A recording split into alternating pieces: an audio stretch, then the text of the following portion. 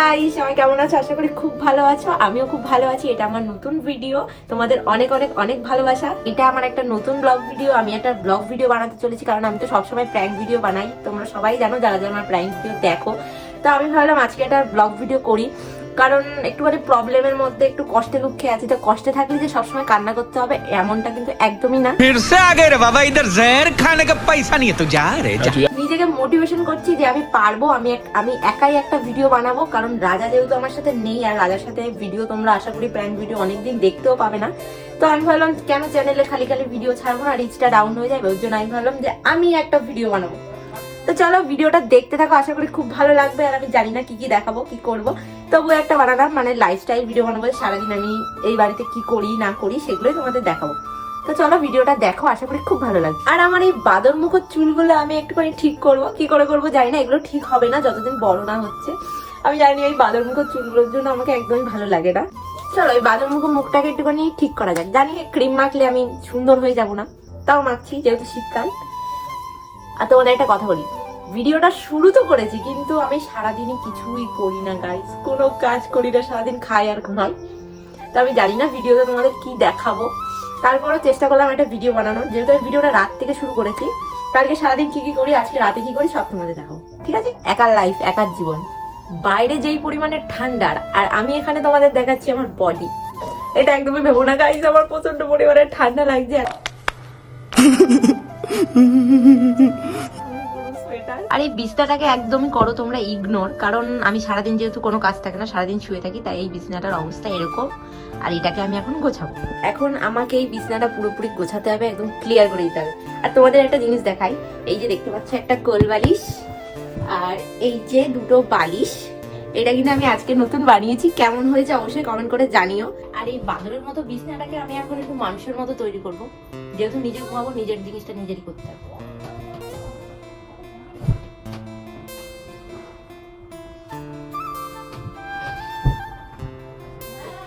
मेरा कोई भी नहीं है इस दुनिया में। লোকে সকালবেলা বিছনা গোছায়, আর আমি রাত্রেবেলা বিছনা গোছাতে এসেছি, কারণ আমার কাজ নেই। আমি কি করবো ভাই?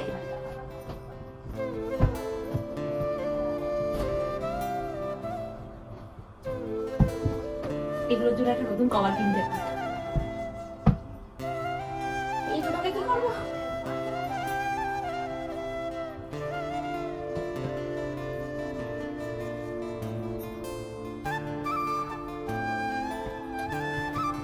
আর এটাকে আমি গোছাবো না, কারণ এটা আমাকে সবসময় মুড়ি দিয়ে শুয়ে থাকতে হবে। Bye bye. আমার বাদরের মতো বিছনাটাকে কত সুন্দর করে গুছিয়ে ফেলেছি, তোমরা দেখতেই পাচ্ছ। আমি বাদর তো কি হয়েছে, আমার বিছনাটা কিন্তু বাদর না। আর আমার মতো করে এরকম করে ব্ল্যাঙ্কেট তোমরা কারা রাখো শীতের সময়, আমাকে অবশ্যই কমেন্ট করে জানিও। এই ঠান্ডার মধ্যে গাইস আমি একা রাস্তায় ঘুরে বেড়াচ্ছি, এক পিছু লোক নেই, আর আমার কিন্তু একদমই ভয় লাগে না।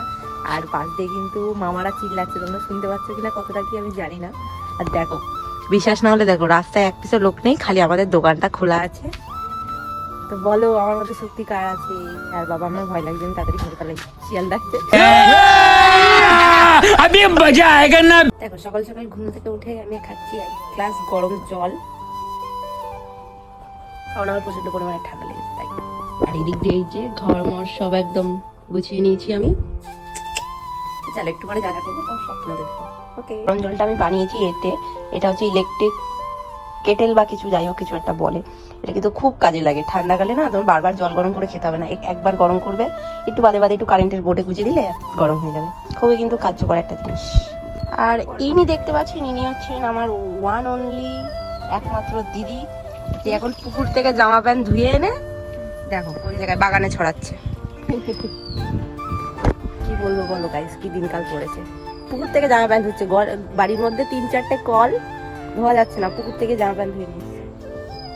আলাদাই হচ্ছে আমার ওয়ান অনলি বয়ফ্রেন্ড, দেখতে পাচ্ছ। চাষ করেছি 12 মাসের কাঁঠাল, এই এখানে আছে, এই আছে, আবার নিচে আছে, সারা বাগান কাঁঠাল আছে, এই সারা বাগান কাঁঠাল আছে। যার যার লাগবে এনার সাথে কন্ট্যাক্ট করতে পারেন। বিয়েতে দেবো, শ্রাদ্ধ বাড়ি দেবো, অনুষ্ঠান বাড়ি দেবো, যে কোনো বাড়িতে এই কাঁঠাল চলে যাচ্ছে। শুনে নিলেন, দরকার হলে আর সব আমার, সব আমার। আর দেখো ইনি হচ্ছে কি বলে, প্রেমে ধোকা খেয়ে এনার অবস্থাটা দেখুন খালি। कैसे कैसे लोग रहते हैं यार यहाँ पर। साला तुमको पागल कुत्ते का गाड़ी उठा के ले जाएगा बता रहे हैं हम। কি বলবেন কিছু বলে যান এর জন্য?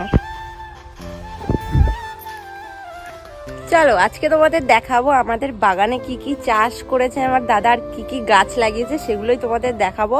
তো চলো ভিডিওটা দেখো, আশা করি ভালো লাগবে। প্রথমে ঢুকেই আমি দেখতে পেলাম একটা পেঁপে গাছ, আর এখানে দেখো কত পরিমাণে পেঁপে ধরেছে। তারপরে এখানে রয়েছে কলা গাছ, এই যে কাঁঠাল, এটা কিন্তু বেসিক্যালি কাঁঠাল বাগানই। এখানে এই যে কচু গাছ রয়েছে, আর এখানে একটা কলা গাছে দেখো কলার কাঁদি ধরেছে কতগুলো।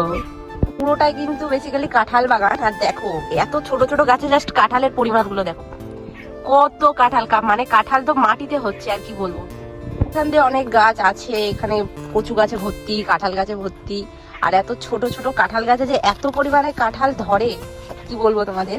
এইটুখানি একটা গাছ, তার মধ্যে কাঁঠাল দেখো, কাঁঠাল দেখতে পাচ্ছ মাটিতে, পুরো মাটিতে এখানে কাঁঠাল ঝুলছে। তোমরা কেউ দেখেছো যে মাটিতে কাঁঠাল হয়? দেখে নাও।